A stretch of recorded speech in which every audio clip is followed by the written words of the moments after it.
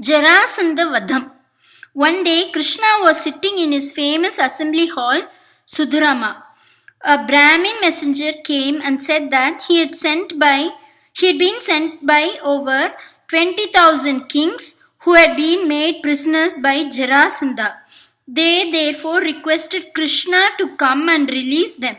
Just then, Narada too came with a message that Yudhishthira, the eldest Pandava, was performing a Rajasuya sacrifice and that he would be honored by Krishna's presence at the celebration. Now Krishna found it difficult to decide which duty to attend to first. He turned to Uddhava and asked him for advice. Uddhava asked all the counselors what should be done. He then told Krishna that it was his duty to protect those who appealed to him for help and also to attend this great sacrifice. But he pointed out that a Rajasuya sacrifice could not be performed unless all kings had been conquered. As a matter of course, then Jarasandha would be defeated. As a personal suggestion, he added that Jarasandha should be killed by the Pandava prince, Bhima, since he alone had the strength and the stature to equal Jarasandha's. Let Bhima disguise himself as a Brahmin and ask Jarasandha for single combat, said Uddhava. He will never refuse a Brahmin anything. This plan was agreed upon and preparations started immediately. Krishna sent the messenger back to the captive kings with the promise that they would soon be released. Then all arrangements were made for Krishna's visit to Hastinapura. When he arrived at the palace, Krishna was embraced affectionately by the Pandavas. Priests recited from the Vedas. He was welcomed with flower garlands and music. His consorts were also received affectionately by Mother Kunti and the Pandava's wife Draupadi with gifts and garlands. Then they were led to their apartments where every comfort had been provided for lovingly and every requirement attended to lavishly. One day Yudhishthira asked Krishna's permission to perform the Rajasuya. Krishna readily granted it. He said, "But Yudhishthira, before you can do so, you have first to subdue all the kings of the earth, and only then will you be fit to perform the sacrifice." Yudhishthira was very pleased that the Lord had given his consent. He sent his 4 brothers to the 4 corners of the earth. They vanquished all the kings and brought back immense wealth for the treasury. The only king who remained unconquered was Jarasandha.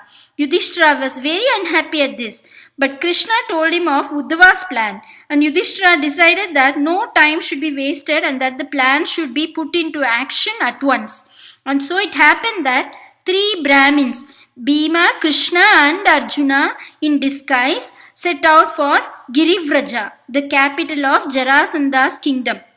Arriving there, they presented themselves before the king, and as poor Brahmins begged his favor.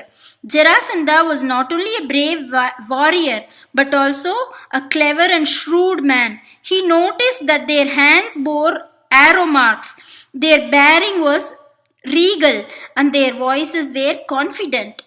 Besides, one of them looked very familiar, but he thought to himself, King Bali won fame throughout the 3 worlds because he granted the request of a Brahmin who was none other than Lord Vishnu himself in disguise. What is the use of pampering this worthless body unless a Kshatriya can win fame in this world? So he turned to the Brahmins and said, "Ask what you will, O Brahmins, I will give you whatever you ask for, even if it be my own head." Then the Brahmins threw off their disguise. Krishna said, "We are not Brahmins, king. These are 2 of the Pandavas, Bhima and Arjuna. I am Krishna. Remember me? We have come here to request you for single combat." Jarasandha laughed and said, "Yes, I remember you. Fools, of course I will give you fight. But Krishna I will not fight. He ran away to Dwarka from Mathura. Arjuna is much too small for me and not quite so skilled. Yes, I will fight Bhima because he is my equal."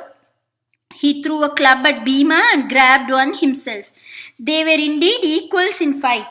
For 27 days, all that could be heard was the sound of clubs on human flesh. Each was as brave and as skilled as the other.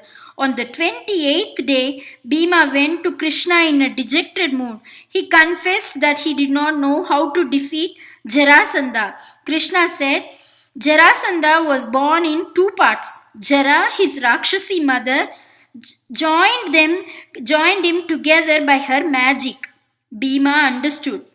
That day, during the fight, he put his foot on one of Jarasandha's. Before Jarasandha could do anything, he pulled him by the other leg and tore him apart.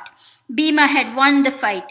Krishna placed Jarasandha's son Sahadeva on the throne. He liberated the 20,000 kings who touched his feet and worshipped him.